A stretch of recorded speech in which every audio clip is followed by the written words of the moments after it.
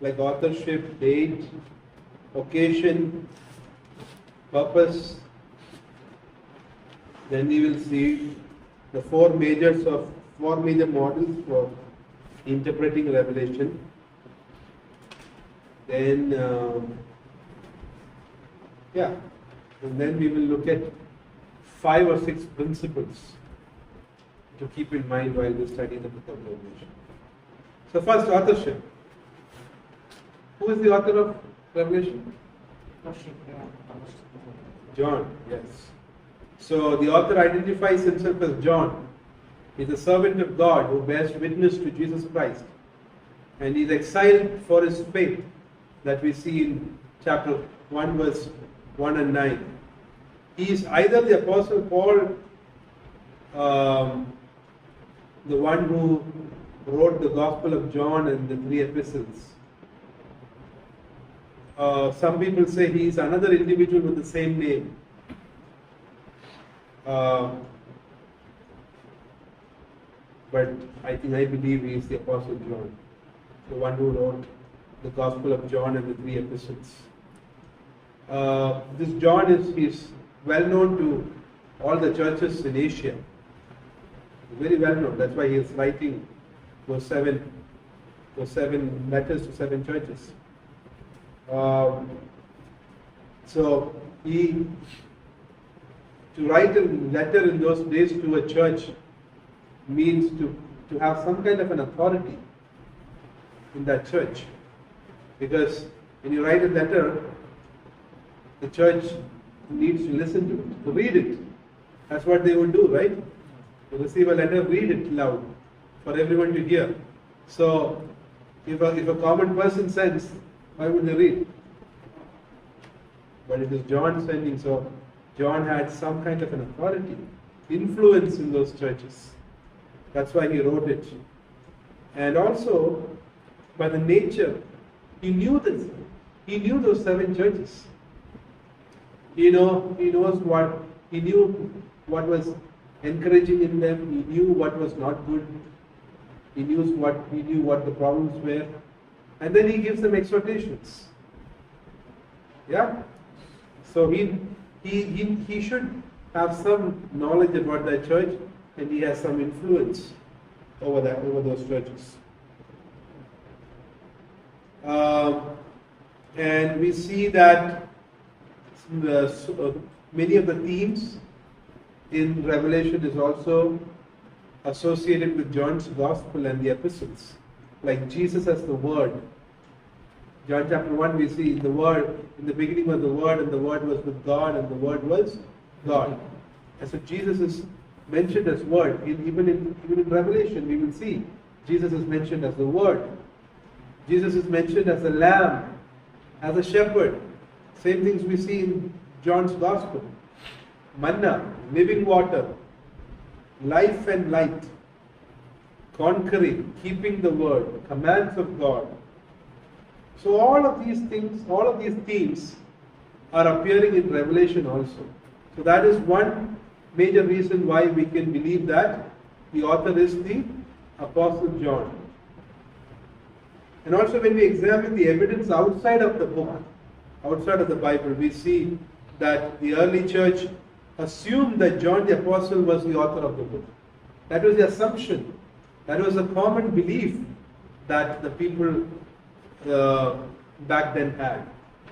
And also we can see that in Justin Martyr, Irenaeus, all of these early church fathers, their writings, we can see that they held on to the view that John the Apostle is the author of this book. And also we see that the Apostle John is the son of Zebedee, and he's the brother of James, and he's most likely the author of this book. So that's about the authorship. Now about the date. About the date. According to Revelation, we see that Christians are suffering due to the persecution from the local Jews and the Roman Empire. So there's persecution coming from both the Jewish people as well as the Roman Empire. We see that in 2 verse 9, We see it in chapters 13 to 14. No, 2 verse 9, 2 verse 13, 2 verse 14. In chapter 13, verse 15. All of these verses we see the people, the early church, the Christians are suffering persecution at the hands of Jews and the Roman Empire. This is one reason that connects the book of Daniel and Revelation. The context is pretty much the same, persecution. Okay. Then early Christian writers such as Irenaeus, he believed that John received his vision during the reign of Domitian, the emperor, the Roman king, Roman emperor. And Domitian was one of the Roman emperors who unleashed persecution on God's people. That was from AD 81 to 96. And towards the end of the first century, there was emperor worship. That was being demanded. The emperor was to be worshipped. And that was prevalent in Asia Minor. So, that was also one of the main factors of persecution, because the Christians, early Christians said, we're not going to worship the emperor, because we will only worship God. Nobody else deserves that worship. So they were persecuted. Okay, so emperor worship was a problem, was a thing that was demanded. And this was happening around the time of AD 81 and 96. So most likely, Revelation is most likely written in the 90s, AD 90s, when John is an old man. Another similarity, towards the end of the book of Daniel, when Daniel receives visions, he's an old man too. John is an old man here when he's receiving the visions. So that's about the date. It's written most likely in the early 90s. Okay? And it is written during the time that there was mass persecution. Emperor worship was being prevalent, was being demanded from God's people. And they were resisting it. And there was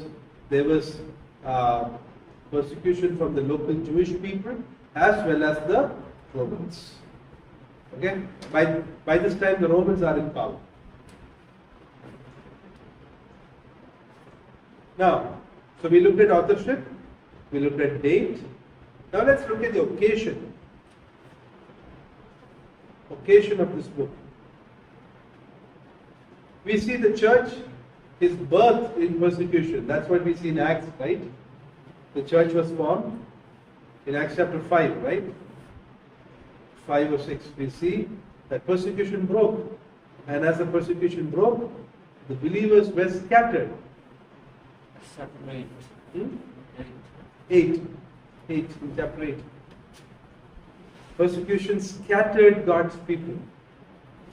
Chapter 2 we see Jesus telling the disciples, you will receive power from above and you will be my witnesses in Jerusalem, Judea, Samaria and to the ends of the earth. How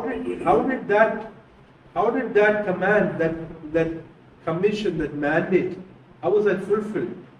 Persecution. God used the agent of persecution. And when persecution struck the children of God, they scattered. It was very difficult. They had to leave their possessions, their houses. Sometimes even families were torn apart. There was death everywhere. There was turmoil. There was persecution everywhere. But wherever God's people went, they worshiped the Lord. It is even said that God's people during that time to be protected from persecution, they used to hide in caves. It's called catacombs. And they used to gather in the caves to worship the Lord. And if you read church history, you will see that they didn't have the word, they didn't have the written. Like at that time in persecution, how will you get the Bible? How will you get the written word? But they used to use symbols, they used to draw it. So later, when archaeologists went to check these caves, they saw engravings of these different signs.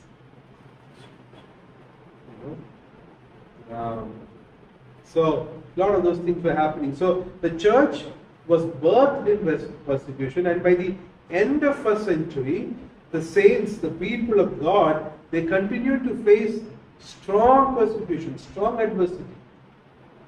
And what was happening in that time was the culture, the Jewish culture, the Roman culture. We see there was persecution for the Jewish people as well as the Romans. And we see that culture was trying its best to force the church to conform to the cultural standards. And the standards were very immoral. The Romans were very immoral people. Very immoral people.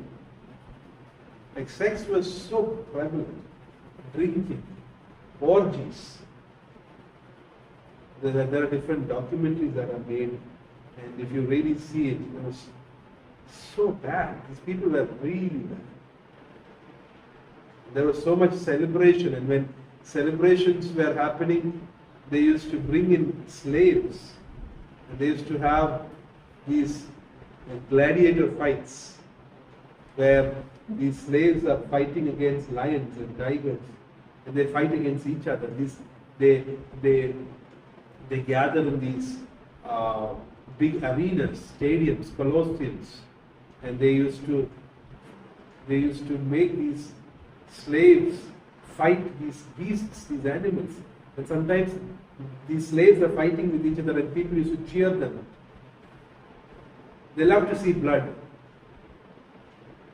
They love to see bloodshed. And one of the ways the people of God were persecuted in those days was when they used to gather for these competitions, they needed light. Like you go to a stadium. Have you gone to stadiums? If you have ever gone to stadium, or if you see in the TV, the cricket match or the football match, you see floodlights. Big lights are there. Back in those days, you know what they used to use as lights?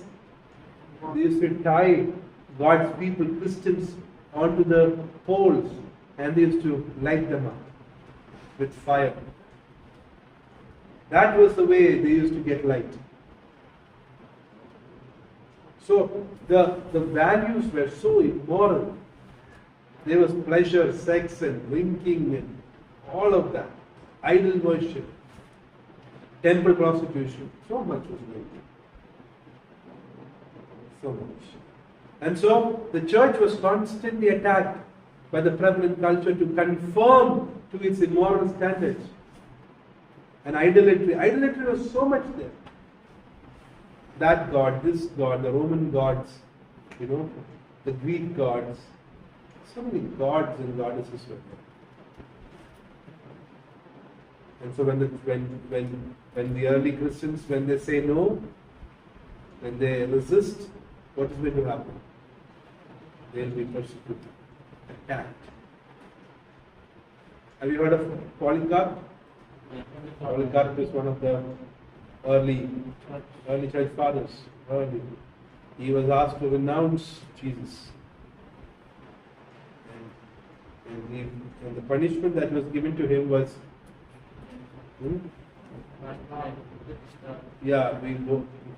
being boiled boiled alive in hot oil, boiling oil. And he was asked to renounce Jesus. He said no. And he died as an old man, burned to death. Like that, so many. Polycarp is one of the names that are known, but there were so many unknown. You come to the book of Hebrews chapter 11. There are so many names of heroes of faith. By the time you come to the end of chapter 11, there are no names. Then it's just said that so many were killed, some were sawn in two, people were cut in two. No names. But God knows their names. Everybody. Right? In the Psalms we see the death of his beloved ones are precious to the Lord. Every blood that was shed, every death that happened, the Lord keeps. So that's where the church was. So that's why this author, Dennis Johnson, he says, Revelation is addressed to a church that is under attack, not to a church that is comfortable. That's why you should read the book of Revelation. That's why you should not see the book of Revelation just from a speculation point of view. Or a curiosity of what's going to happen in the end times. What is millennial reign? Okay, what is the view that I will take? No. The reason why we should read the book of Revelation is because it was written to a church under attack. At real time, in real history. And even today, the church is under attack. That's why the book of Revelation is not just about the future, it's about today. That's why we should read the book of Revelation. There's much to learn from that book today. So, Dennis Johnson says, Revelation is addressed to a church that is under attack. Its purpose is to reveal things that must soon take place. That's the purpose. That's the purpose. It was going to reveal what is going to happen. And what is going to happen was not to satisfy their eschatological curiosity. That's what people have today, right? That's why people want to hear from Revelation. Did you put this video so that you want to know more about the future? That happens. That happens with people today, believers. You tell that there's going to be a Bible study about Revelation, everybody will come. But tell there is a Bible study from Leviticus, you will see how many people will come. Maximum 5 will come. But you tell Revelation, 50 will come. Right? Curiosity, eschatological curiosity. What is going to happen in the last days? Will the church go through tribulation? Oh, the church will not go through tribulation. Oh, listen. 1,000-year reign. But no, that is not why the book was written. Today the church has got it wrong. It was not to satisfy idle eschatological curiosity or feed a hunger for revenge. Yeah, Jesus is going to come and he's going to destroy Satan and the world, and he's going to destroy all the army of Satan and his minions. So revenge is going to come. No, it was given. The book of the book of Revelation was given to make the people of God, Jesus' followers, to make them strong in steadfast hope and holy living. So that was the threat that they were getting at that time. The prevalent culture, the Jewish culture or the Roman culture, what were they saying to the people? You become like us. You do our practices. This is what we teach. You take this teaching. You teach this false teaching in your churches. You live this lifestyle. Yeah, you can make money like this. You do illegal things. You do immoral things. So the cultural pressure was too much. But what was God calling them to do? God was calling them to be strong, be steadfast, be hopeful, and to live holy life. A separated life. That's why they are called saints. What is a saint? Holy people, set apart. That's the meaning of the word. Set apart. Set apart from what? From the world. Holy people doesn't mean that we should not connect with the worldly people, or we should not talk to the unbelievers. We should not connect. Or, some people think like that also. I am holy, I will not talk to him. He will get out of the street, he will go like this. You won't talk to him. No. We are called to relate to these people. We are called to talk, we are called to engage. But we should engage, we should pray for them. And if there's an opportunity of sharing the gospel, we should plead with them. We should persuade them to come to Jesus.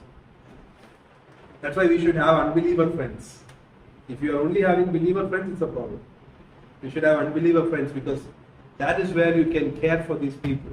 That is where you can you can have the opportunity to share the Gospels.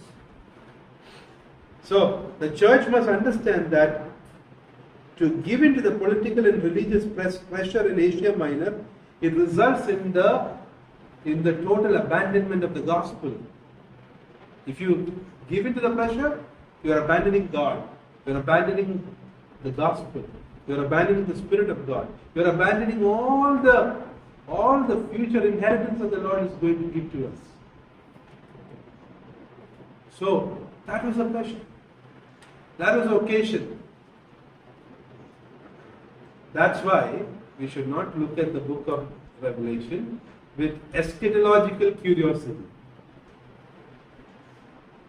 Because when the book was written, it was not meant for that purpose. You understand? That's why we had to study this one. So keep that in mind, because all the 22 chapters that we're going to learn on the basis of this occasion. It is written to a church under attack, and that attack is real. It is spiritual warfare. Not just spiritual warfare, but physical attack. And the church is constantly in the pressure to give in. The believers are constantly in the pressure to give in, because that is the threat. If you don't give in, you will not get work. We will not relate with you. You can't live here. Leave this place and go. So what happened? Finally, many believers gave in. But many believers stood. They lived holy life. They said, we will not live like you. Even if we don't have money, even if you are not going to sell food, some of the shopkeepers would say, you know what? You're a Christian, I'm not going to sell things to you. What did they do? Notice how some places like that, sir. Yeah. They will not allow to take water also. Not allowed to take water also. Years back we had the problem of untouchable, that discrimination. The people of the lower caste, when they come and take water, shoo, run away, don't come to the common place. But today that is being done to the believers. So it was written to a church that was under attack, and God is giving this book to comfort them, to give them hope, steadfast hope, so that they can stay rooted in God. Okay, so that is the occasion. Now what is the purpose? So we saw authorship, date, occasion. Now fourth, purpose. John is writing to the 7 churches of Asia Minor. So who is the primary audience of this book? The 7 churches. So don't think that with chapter 3, 7 churches are done with. Then it's something else. No. John is writing all those visions to whom? It's written to the 7 churches. They are the primary audience. Some people today teach that we are also part of the 7 churches. We are in the age of Laodicea. That's what many people teach. We are in the age of Laodicea. We have come through the 7 churches. And right now we are in that last church age. I don't think that's right. That is reading into the text. It was primarily written to the people of the believers of the 7 churches. And today we can take applications for our lives. So, John writes to the 7 churches of Asia Minor to remind their position in Christ. Why is it important to be reminded about their position in Christ? Because they are under attack. Pressure, cultural pressure, immoral pressure, the pressure to be like these worldly people. So John is telling them, you know what? Believers, don't fall into the pressure. You belong to Christ. Your position is in Christ, not in this world, not in the king. You are the people of Christ, not the people of Domitian or the people of Nero. No.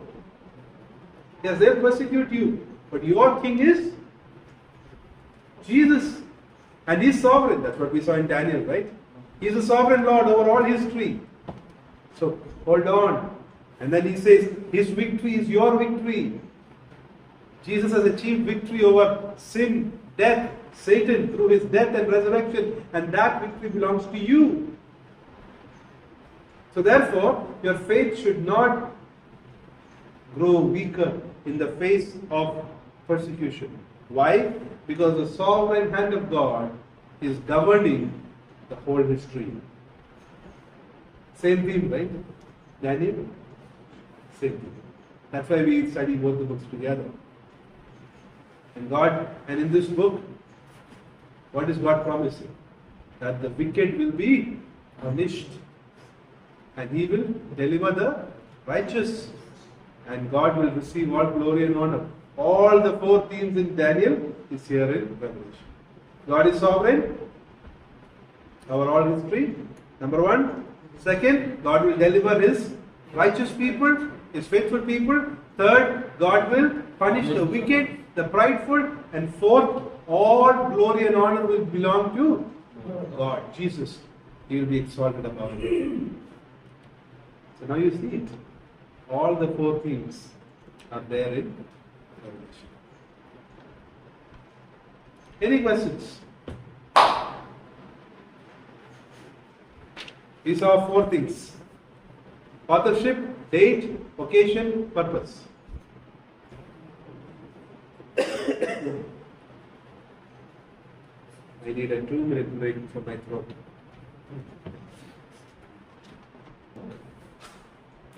We will follow this outline. First, you can write it down. Prologue. Prologue is the first introduction, prologue. Or Prologue. Prologue. Chapter 1, verse 1 to 20. Chapter 1, verse 1 to 20. In this we will see introduction and salutation and John's commission. John's commission, we will see these things. Introduction, salutation, and John's commission. The second main point in the outline is the letters to the 7 churches. 2 verse 1 to 3 verse 22. 2 verse 1 to 3 verse 22. The letters to the 7 churches. The third point,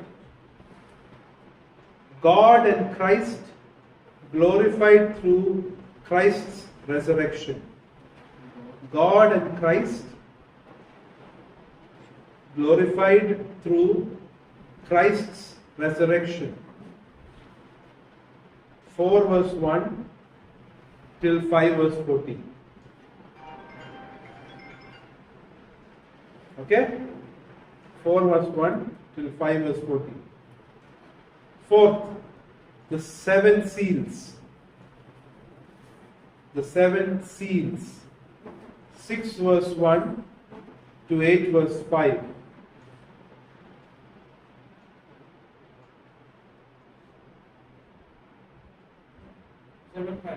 Seven seals.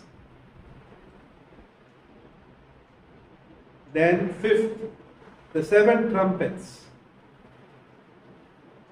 The 7 trumpets. 8 verse 6 to 11 verse 19.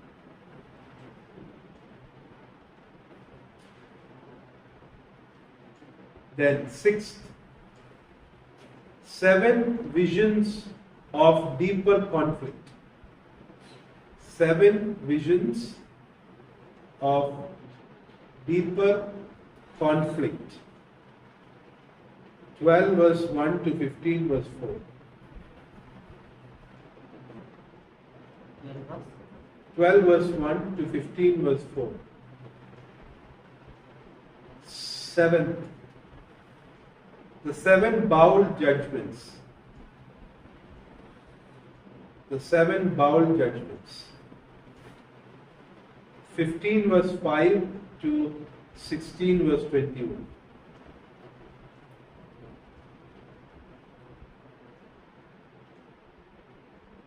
Verse 5 to 16 verse 21.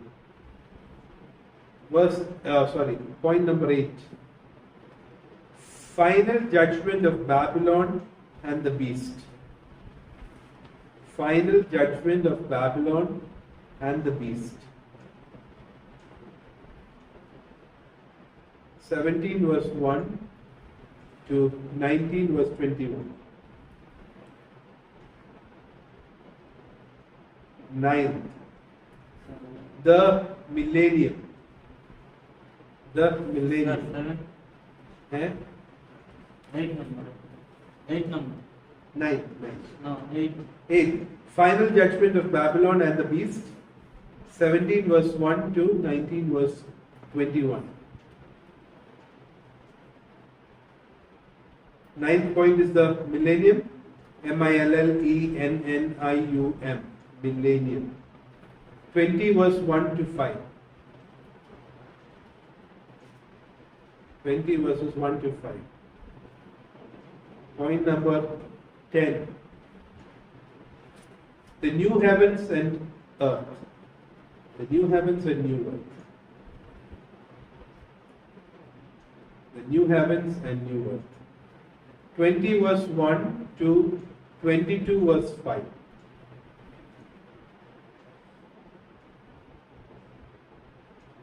20 verse 1 till 22 verse 5. Finally, point number 11, epilogue. Epilogue is like a climax or a conclusion. E-P-I-L-O-G-U-E. E-P-I-L-O-G-U-E. Epilogue. Chapter 22 verses 6 to 21. Chapter 22 verses 6 to 21.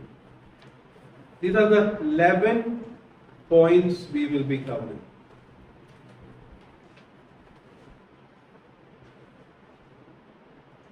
Okay, 11 things, 11 parts we will pick up in the next 5 days, 5 classes.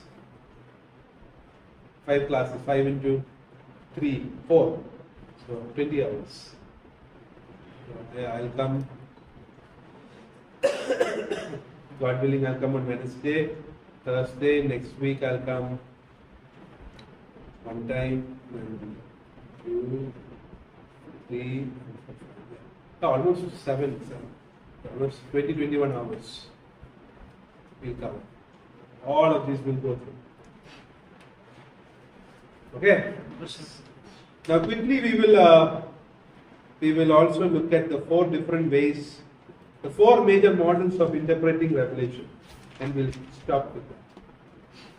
4 major models of interpreting Revelation.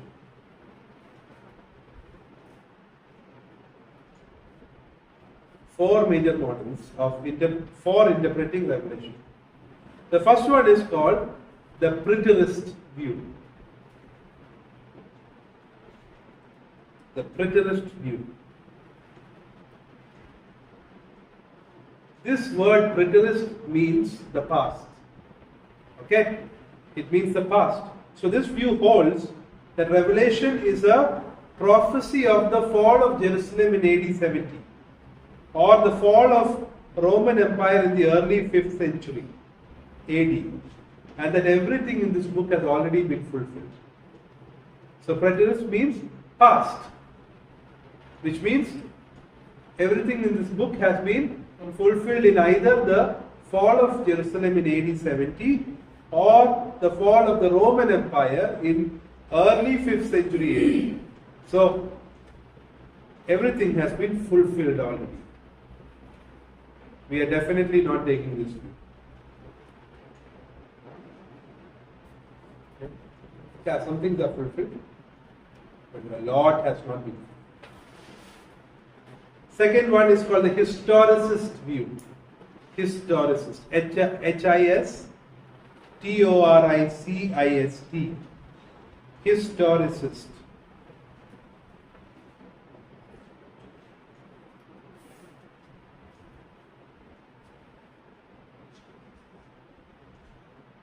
Okay, so this view says that the seals, the 7 seals, the 7 trumpets, the 7 bowls are the successive ages of the church. the seven seals, the seven bowls, the seven trumpets are the successive ages of the present church. And they will say that we are at certain point. So the symbolism of Revelation is referring to a series of specific historical events such as the collapse of the Roman Empire, the corruption of the papacy, the Pope, the Roman Pope, the Reformation, Martin Luther, and the various events that happened up. So they take different incidents in the church history, like the Roman Empire's collapse, the corruption of the Pope, papacy, and that led to Reformation, Martin Luther, Zwingli, all of that incidents, and then the different things that happened, the historical events that happened in the church. So all the seals, trumpets, and the bowls are historical successive ages of the present church. That's a historicist view.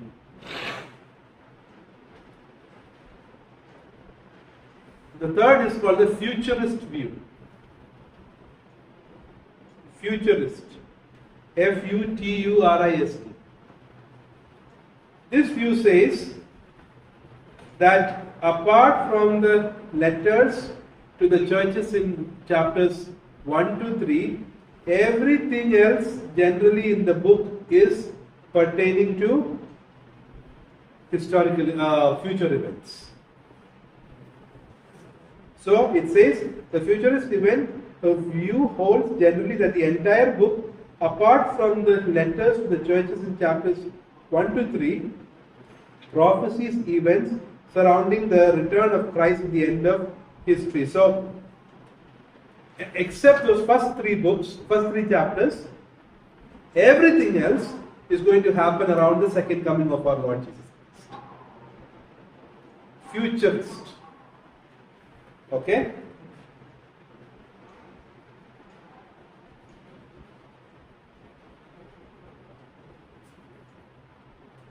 And all those things, they are taking it into a very literal manner, and they are saying that it has happened it will happen physically around the time of the second coming of our Lord Jesus Christ. So it's more of a future event in the history.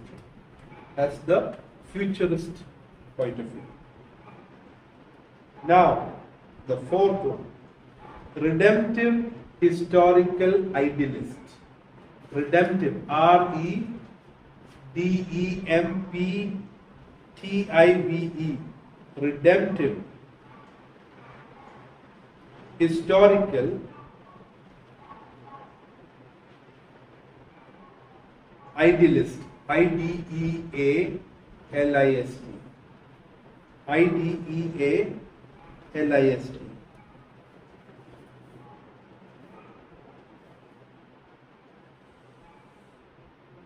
So that view is also called the author's view.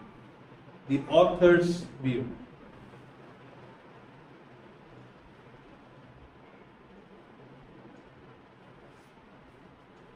Now, in this view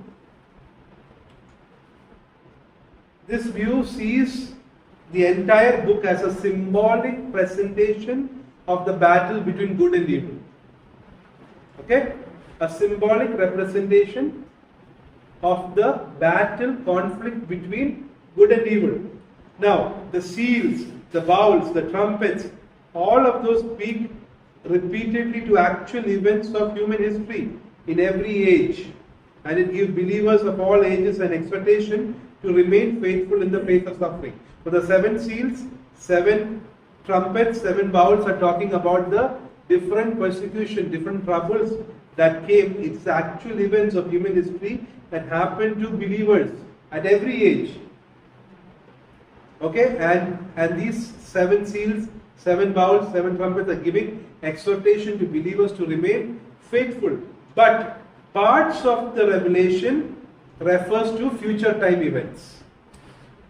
Parts of the revelation refers to future time, end time events concerning the return of Christ, the final defeat of the enemy, and the establishment of his heavenly kingdom. So regarding these three things, the Revelation is talking about the future events. Return of Christ, second coming. Second, the final defeat of the enemy, of Satan, and the establishment of his heavenly kingdom. And also, many of the events prophesied speak equally to the life of the church in all generations. That many of the events that have been prophesied is speaking to even today, not just the future church. Even today, it was spoken to that church in the past, in the early 90s. 7 churches. It is even speaking today. It will be speaking to the believers that are coming. Okay, and dealing with the very end of history and the return of Christ. And of course, there are references to the first coming of Christ and events pertaining to the church. So, this is a very balanced view. This fourth one, redemptive historical idealist. It's a very balanced view. It says that there are things that are said about the first coming of Christ. There are things that are said about the early church, the first century church, 7 churches, first century churches. Then there are things that have happened already in the past, and it is also happening today. And then there are things that's going to happen in the future related to the coming of Jesus, second coming, the ultimate defeat of Satan and the world forces, and the last one is the establishment of the kingdom. So, out of the 4 views, I am more leaning towards the fourth one. Redemptive, historical idealist. Because I think this is the view that will do justice to the whole book. Because this book was not written to us, it was written to the 7 churches. And there are things that are related to the first coming, the early church. And there are things in the book of Revelation that has already happened. It's continuing to happen. And then there are things that will happen in the future. So you have to look at like a full picture.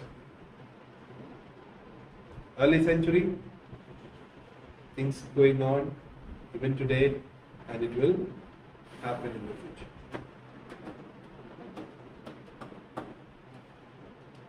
Got it? And so from that point of view, we will learn this book. Next week, we will we'll start with few principles that we need to know about the book of Revelation to understand, and then we will jump into chapter 1, 2 and 3. Next time. I think Wednesday I should come. If I'm coming on Wednesday, we'll do till chapter 3, and then I'm hoping to do on Friday from 4 to 8.